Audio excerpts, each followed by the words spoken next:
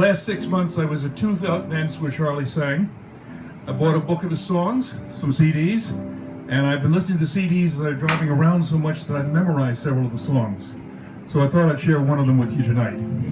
Oh, by the way, feel free to join me in singing the chorus the first 3 times we sing it, but not after the verse that talks about Chicago, because Charlie changed the wording at the last chorus. So this is Bring Back the 8-Hour Day.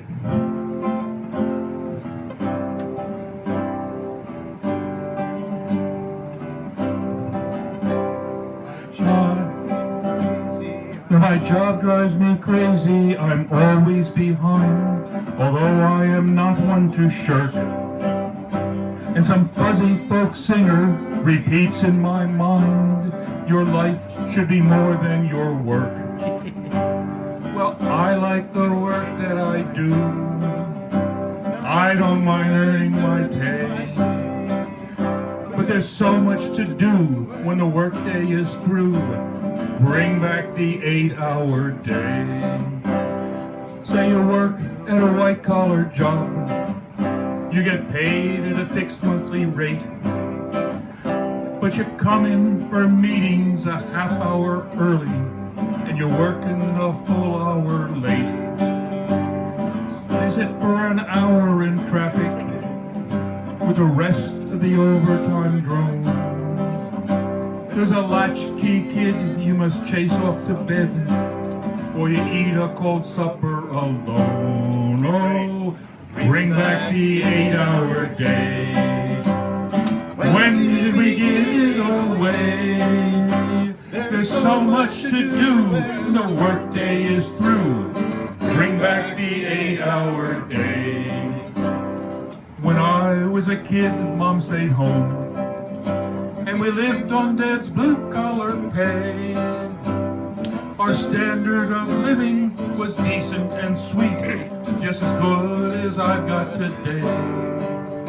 Now my wife has a good-paying job, and me, well, I'm doing okay.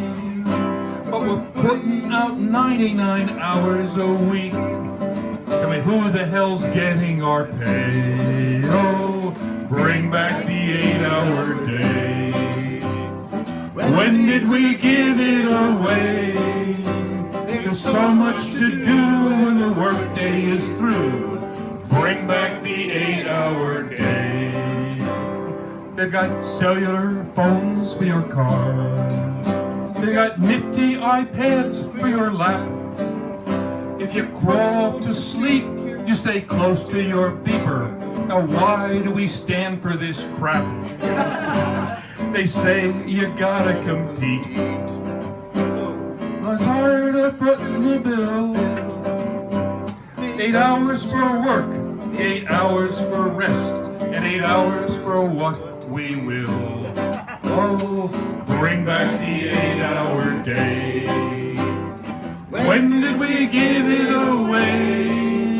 There's so much to do when the workday is through. Bring back the 8-hour day. 100 and some years ago, in Chicago in Haymarket Square, they gathered from shipyard, from mine and from mill, just to march in the sun and the air. They've been slaving from dawn till dusk, but not on the 1st of May. You can't smell the flowers when you're working 12 hours, so they struck for an 8-hour day. Oh, bring back that 8-hour day. Bring back the 5-day week. When did we give it away? How did it become an antique? I like the work that I do. I don't mind earning my pay, but there's so much to do when the workday is through. Bring back that 8-hour day.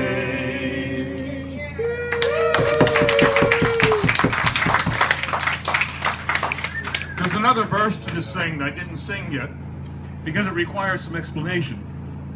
U.S. companies don't like to add full-time workers to their payroll. because in addition to paying for the work, you have to provide a benefits package, which includes health insurance, and since we don't have universal health care, it's going to be expensive. So companies have different ways to avoid doing so. At Walmart, instead of creating one full-time job with good pay and benefits, they create 2 part-time jobs with low pay and few benefits. As a result, half of Walmart's employees qualify for food stamps and Medicaid. Who pays for food stamps and Medicaid? We do. You do, the American taxpayers, to the tune of $6 billion a year. That's billion, 9 zeros, not million, 6 zeros. And that's about half of Walmart's profits, $13 billion a year. So half the income of the richest family in the US comes not from selling cheap goods, but from paying cheap wages to people who are trying to raise their families. Another strategy is to require your people to work overtime instead of hiring more help. In 1994, at the GM plant in Flint, Michigan, this was carried so far that, as Charlie King describes it, half the town works 60 hours a week, while the other half rots on the dole. The workers complained to the union that the extra money was nice, but they're getting home so late and so tired they couldn't spend it, and they couldn't spend time with their families. The union told GM that if that's much work, they really should put on a 3rd shift. GM said no. The union said strike. Now, the union was smart. This plant, in addition to assembling automobiles, manufactured parts used by several other plants. So on day 1, the Flint line shut down. On day 2, several other plants shut down because they'd run out of parts. And on day 3, the company caved. And they started hiring back almost 800 people for the 3rd shift, most of whom people who had worked for GM previously and been laid off when business slowed. So Charlie describes it this way. Well, did you know that the workers in Flint went on strike to climb out of this hole where half the town works 60 hours a week while the other half rots on the dole? What good is a double-time check when your town and your family are shot? We need some enjoyment, we want full employment, and we won't be bullied or bought. Oh, bring back the 8-hour day. When did we give it away? There's so much to do when the workday is through. Bring back that 8-hour day.